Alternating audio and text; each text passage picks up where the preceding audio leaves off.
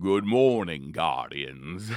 What's going on, guys? Welcome back to Good Morning Guardians, a series that I used to do a long time ago, and I'm hoping to kind of resurrect. It's been a very long time since I've kind of consistently made YouTube videos, and I gotta say, I'm really excited about Destiny 2 right now. The Warmind DLC, while it didn't fix everything wrong with the game, definitely fixed a lot that I had problems with the game. And while it's not perfect, I'm still not happy that the Eververse store is in the game, period.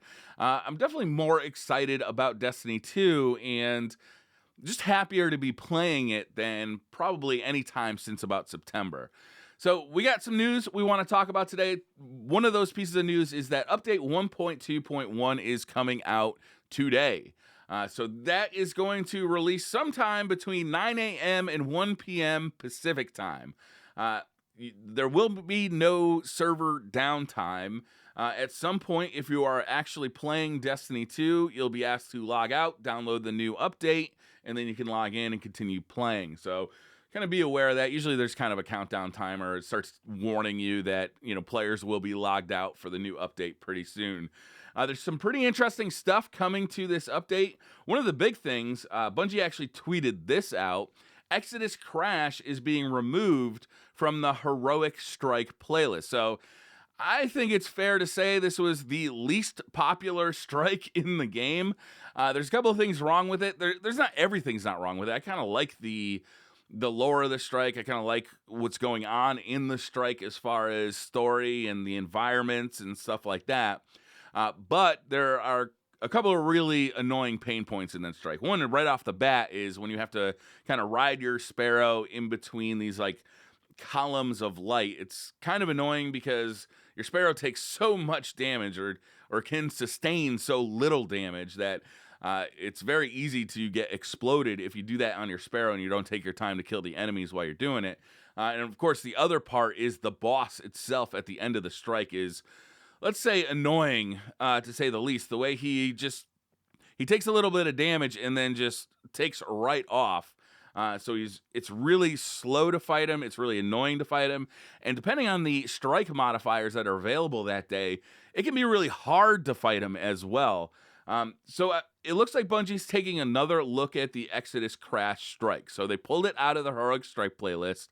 And hopefully what they're going to do with this strike is try and figure out what players don't like about it and adjust it accordingly. It's something that they did with Destiny 1 strikes at one point, and I'd love to see them really take a close look at Exodus Crash, because intrinsically I'd like to see the strike, in the Heroic playlist, just not in its current form. So we'll have to see what they do to fix that. Other updates coming today are they fixed an issue where players would lose glory rank points for leaving a match too soon after the match ends.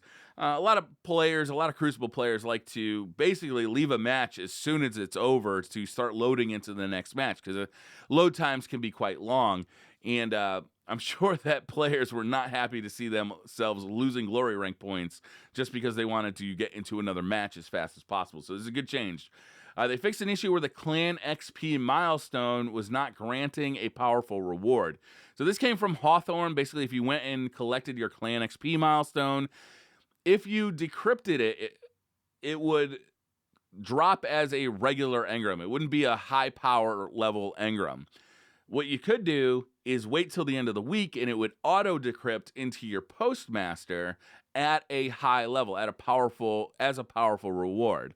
But that was annoying. I'm glad to see they're fixing this. So after update 1.2.1, apparently you'll be able to just go over to Hawthorne, pick up that engram, and it'll decrypt as a powerful reward like it is supposed to do.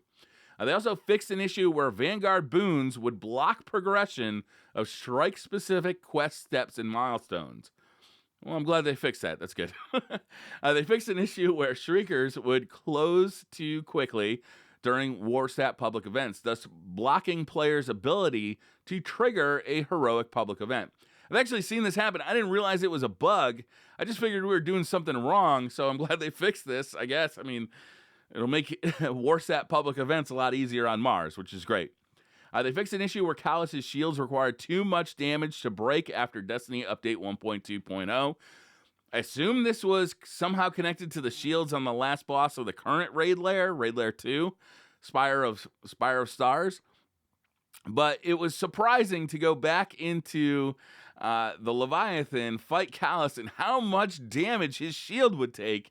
It was like, holy smokes, even as like super high level player, way over leveled for the activity, it was surprising how long it took. Like there's definitely some pucker your butt moments raiding as we were leading up to trying to level up for Spire of Stars. They also fixed an issue where players would experience long load times for Iron Banner matches on PC. Those could be really long. I've seen it be 5, 6, maybe even 7 minutes long, just waiting for everybody to load into a match. It took a really long time. Apparently, there's also a driver fix for AMD graphics cards. So if you have an AMD graphics card, definitely update your drivers if you play Destiny 2, because there was an associated driver fix for this, and I assume that they fixed it in-game as well. So hopefully a two-pronged approach here will knock out any issues you have. There will be more patch notes available today, so we'll stay tuned for those.